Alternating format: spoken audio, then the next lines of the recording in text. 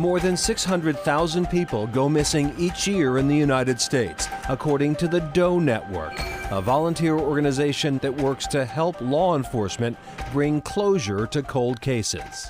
The Doe Network was one of the first creations of volunteers who took on the task of creating a centralized repository of information about missing persons. And Deborah Halber is the author of a book on the phenomenon of amateur sleuths called The Skeleton Crew. She explains how amateur detectives are helping to solve decades-old cases with just their computers and information from a central location like the Doe Network.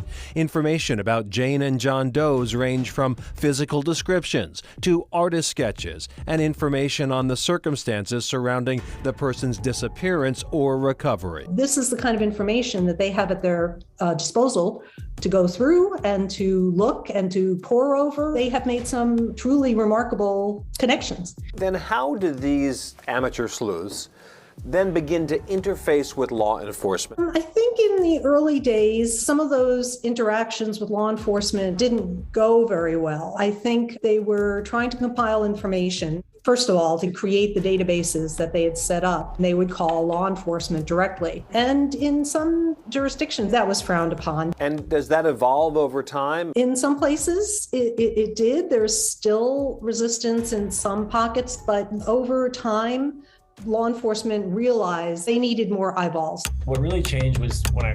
New Hampshire Public Radio reporter Jason Moon says the identification of the Bear Brook murder victims by a civilian sleuth proves it's hard to dismiss the work of amateur detectives. With someone like Becky Heath, who actually found and submitted a tip that led to the identification of 3 of the victims in her free time. Something that law enforcement hadn't been able to do for 30 odd years. You also have to be aware that it can be a tricky endeavor. Sometimes reopening very difficult stories from the past, and maybe they have the wrong idea about who's responsible, and that can cause, a lot of pain.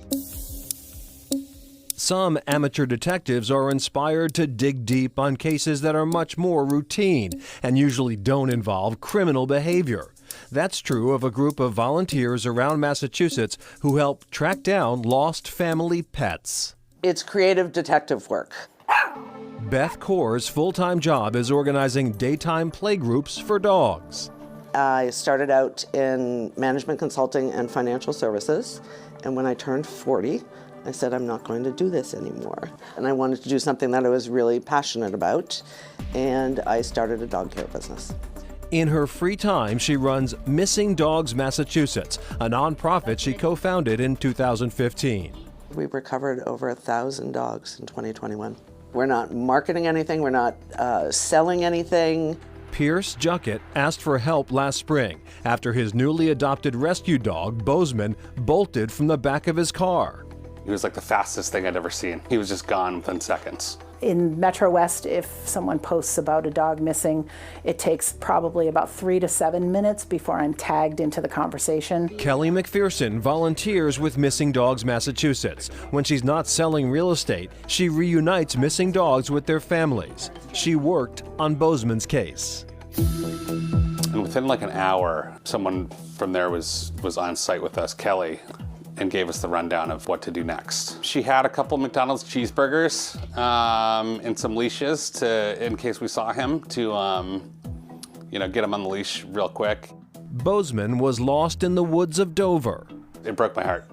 Absolutely broke my heart. We kind of camped out in the town of Dover for like 6 days. We were sleeping in our car, hoping he'd come back. That was one of the things that they recommended to us, like stay nearby your car. McPherson set up a humane trap equipped with a motion detecting camera and food to lure Bozeman, who had been spotted in the area. Seamus here demonstrates how the setup works. Our philosophy is to never apply pressure to a lost dog. We believe that lost dogs that are feeling pressured make bad decisions, and that's when bad things happen. Hi, little fella. In a matter of days, Bozeman made it to the trap, and this case had a happy ending. It was pretty exciting. It was one of the worst weeks of our lives into kind of one of the best moments of our lives, really. At first, you have to be the steady in the storm. So you're kind of like the school teacher and you're telling them the steps to take. And by the time you get to the third or fourth day, you're almost like family. And of course, Missing Dogs Massachusetts works to reunite missing dogs with their owners, but they also work with law enforcement and animal control to secure stray dogs as well. Yeah, in fact, just this morning, one of the organization's volunteers was able to capture a dog in Groton. They're now trying to identify her owner, so they do this work all the time. Organization is always looking for volunteers as well. Information, of course, on our